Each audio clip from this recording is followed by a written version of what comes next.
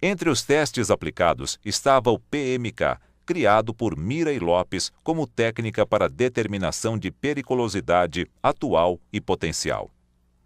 Mirey Lopes, uma das maiores autoridades em psicologia jurídica, defendia que a psicologia deveria atuar na prevenção e no desenvolvimento de instrumentos de previsão de possíveis delitos, promovendo programas profiláticos de higiene mental, que visassem impedir que o indivíduo entrasse em conflito com a lei.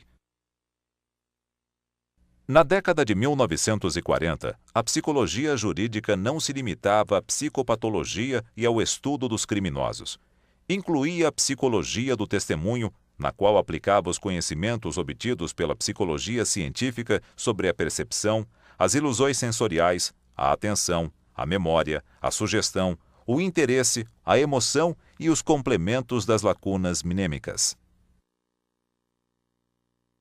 Em dezembro de 1940, em uma palestra na Sociedade de Medicina Legal e Criminologia, a psicóloga Betty Katzenstein, do Laboratório de Psicologia da USP, que antes de migrar ao país atuara como perita na Alemanha junto com William Stern em casos de testemunhos infantis, defendeu que a psicologia da testemunha é um campo da psicologia diferenciado da psiquiatria e ressaltou: se no estudo do réu se pode objetar ainda que ele é um caso fora da norma, a testemunha, em geral, é um ser dentro da norma, pessoa com todos os seus característicos psíquicos de sexo, idade, experiências feitas, isto é, campo próprio dos estudos psicológicos. Seus depoimentos são expressão de percepções, lembranças, afetos, julgamentos ou, em resumo, são manifestações no terreno próprio da psicologia.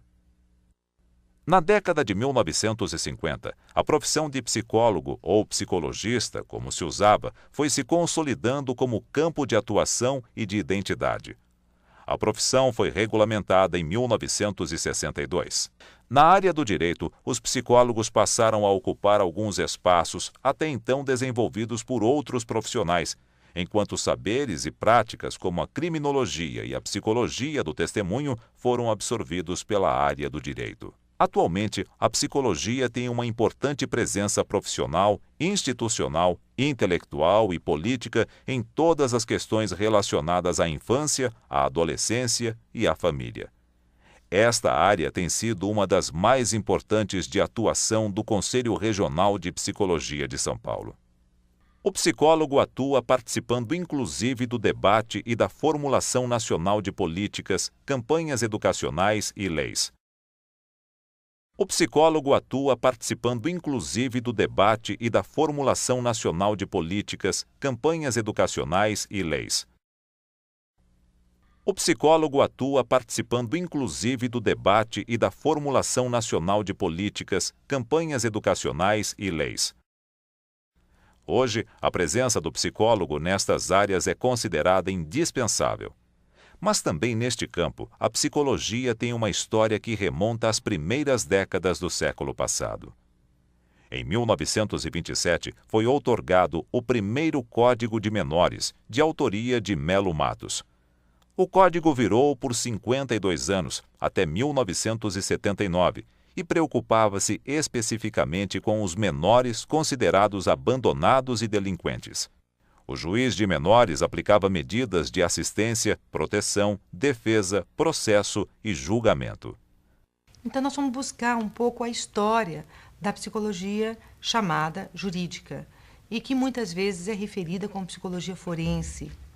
E fomos encontrar nela um percurso na história da psicologia que a relaciona de uma maneira muito direta com um modelo médico de atuação, com um modelo muito semelhante à introdução da psiquiatria nos fóruns e também com um modelo extremamente positivista de psicologia centrada no exame, na investigação e no enquadramento das pessoas. Nas décadas de 1930 e 1940, o juiz de menores da capital ou juízes do interior encaminhavam os casos que recebiam para o Instituto de Pesquisa do Serviço Social de Menores para estudo e avaliação. A Subdiretoria Técnico-Científica realizava os exames biotipológicos e médico-psicopedagógicos dos menores, emitia pareceres e indicava medidas de educação ou tratamento, remetendo ao juizado de menores, onde se processava o julgamento do caso e seu encaminhamento.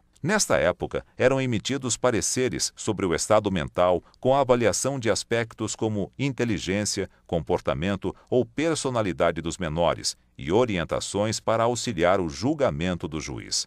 Na década de 1950, esta função passaria a ser exercida por um psicologista. Outro serviço ligado ao juizado de menores era o Serviço de Colocação Familiar, criado em 1949 para dar amparo às famílias carentes que possuíssem menores sob sua guarda.